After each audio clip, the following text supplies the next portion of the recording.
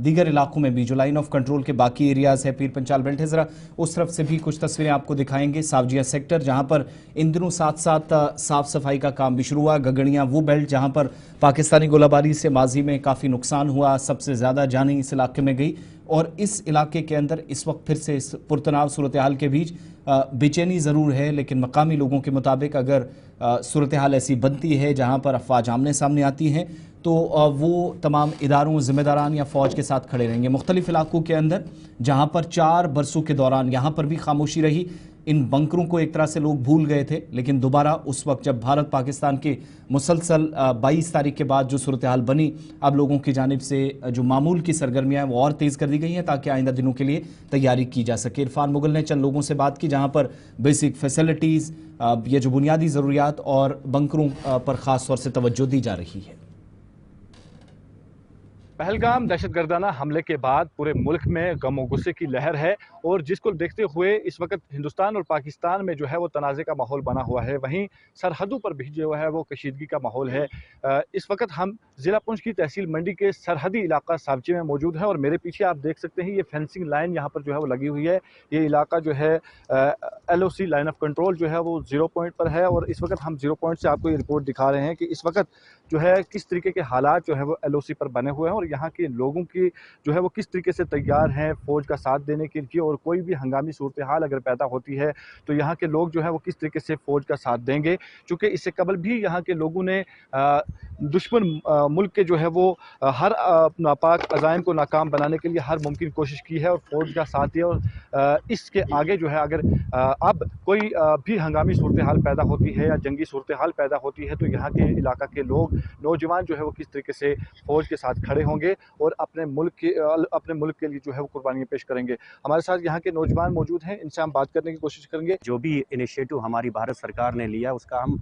पूरी आवाम की तरफ से और ख़ासकर LOC ये जो बॉर्डर इलाके के लोग हैं उसको वेलकम करते हैं क्योंकि दुश्मन मुल्क को के दांत खट्टे करने के लिए और उसको जड़ से उखाड़ कर फेंकने के लिए और उसकी मिलिटेंसी को ख़ात्मा करने के लिए जो भी भारत सरकार ने इनिशिएटिव लिया है और जो भी एयरफोर्स को या फिर सैन्य दल को जो भी इंडियन आर्मी को जो आदेश मिला है उस आदेश के साथ हम शाना बशाना खड़े हैं। और अगर मैं बात करूं इस सरहदी इलाके की और यहाँ पर भी पूरे लोग जो है गम और गुस्से में हैं और गम और गुस्से के आलम में एक मैसेज पास करना चाहते हैं आवाम की तरफ से कि हम इंडियन आर्मी के साथ जो हमारे इन पहाड़ी इलाकों में हमारा प्रोटेक्शन कर रहे थे, हमारा तहफ़्फ़ुज़ कर रहे थे। इससे पहले अगर हम चैन की नींद सो रहे थे ये इंडियन आर्मी और इस सैनिक की बदौलत हम कर रहे थे, लेकिन आज हमारे लिए इम्तिहान की घड़ी आ गई है। इस वक्त जो मुल्क में माहौल बना हुआ है और सरहदों पर जिस तरीके का माहौल है, कशीदगी का माहौल है, इसको लेकर यहाँ की सरहदी जो इलाका की आवाम है उसमें किस तरीके का माहौल है? क्या कुछ कहना चाहेंगे हिंदुस्तानी जो गवर्नमेंट का जो फैसला लिया गया इसको लेकर? गवर्नमेंट इंडिया गवर्नमेंट जो भी फैसला लेती है इस बारे में हम उसका वेलकम करते हैं। जो पहलगाम में वाक़ा हुआ है हम उसके कड़े अल्फाज में जो है मज़म्मत करते हैं। जब जिस दिन वो वाक़ा हुआ तो हमने उस दिन खाना तक भी नहीं खाया। हमारी बच्चों ने, हमारी औरतों ने रोया जब वो देखा, हमने वीडियो देखी वहाँ पे जो अटैक हुआ है उसकी हम मज़म्मत करते हैं। तो डर और खौफ है, लेकिन जो भी कुछ होता है तो हम उसके लिए जो है वो तैयार है। अपने गवर्नमेंट, अपने फौज, पुलिस के साथ हम लोग शाना बशाना इससे पहले सिक्योरिटी एजेंसीज के शाना बशाना मुश्किलें ज़रूर है, लेकिन उसके बावजूद भी एक अज़म के साथ खड़े हुए हैं। सीधे अपनी नुमाइंदा के पास चलेंगे। शिल्पा शर्मा हमारे साथ ज्वाइन की हुई। शिल्पा, खबर सुबह ही एक बार फिर आई कि आज 8वां दिन है जब सीज फायर वायलेशन हुई है। क्या कुछ डिटेल्स आपके पास है और क्या कुछ एस्टैब्लिशमेंट कह पा रहा है अभी तक? जम्मू की अखनूर लाइन ऑफ कंट्रोल की बात करें तो वहां पर पाकिस्तान के द्वारा जो है वो सीज फायर वायलेशन उल्लंघन जो है वो किया गया है, जहां पे भारतीय सेना की जो चौकियां हैं उन्हें निशाना बनाने का पूरी तरीके से यहाँ पर जो है वो पाकिस्तान प्रयास कर रहा है। देखिए 8 दिन में करीबन जो है वो 10 से भी ज्यादा जो है वो बार